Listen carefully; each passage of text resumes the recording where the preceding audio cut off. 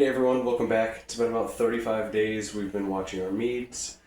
They have slowly stopped fermenting over the last 3 or 4 days. They haven't been bubbling anymore, so we know the fermentation is done and the yeast in there is now dead. So we're going to be transferring each one of the meads into a clean container.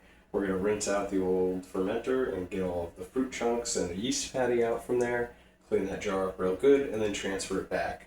We're going to wait another 20 or so days to bottle, let it clarify a little bit. We're going to add a little bit of this pectic enzyme to kind of clear up the last bit of haziness inside of the meads. And then from there we're going to bottle, hopefully in time for Yule, and give them as gifts all around to our family and friends. Check it out. So 35 days in, this is what our meads look like. On the right we have our apple, which we'll be adding cinnamon spice to in about 10 days or so, so it has about 10 days to add a spice to the mead without overpowering the apple flavor. In the center we have the blueberry. It's a beautiful rich color there.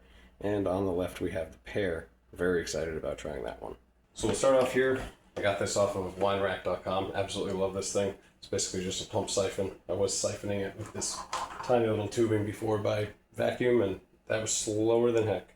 So nice big thick tube, make it nice and easy. Get our tubing in there. Added a little bit of cheesecloth to just keep any sediment from really picking up in the suction tube, and we'll start. We don't want to pick off the bottom because there's the yeast patty down there, so we'll adjust the slide and hook it on here. About an inch or so from the bottom.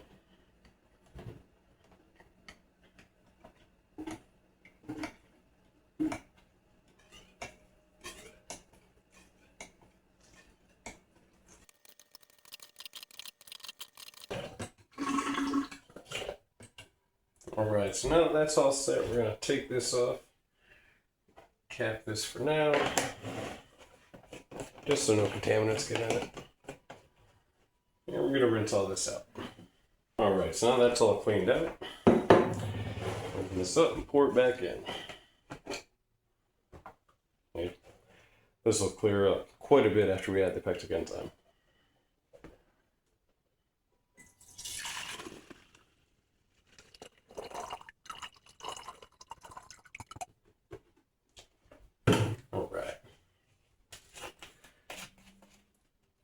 Just about a teaspoon of this, or sorry, half a teaspoon per gallon. So half a teaspoon of this.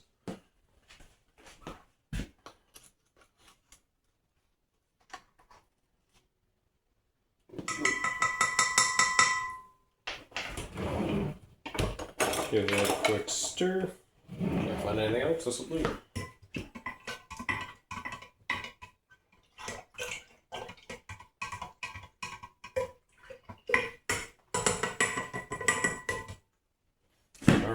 We'll put the cap back on, and we'll rinse and repeat the exact same thing with the other two meats.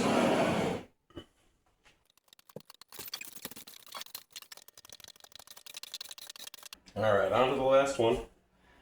Apple back inside the container. All three of them have a beautiful color, and the pectic enzyme will definitely clear that up even more. Fingers crossed in the next 25-30 days. We will see.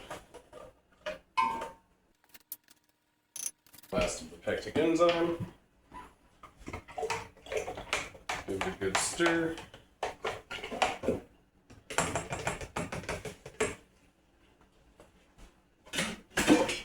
And back on goes the cap.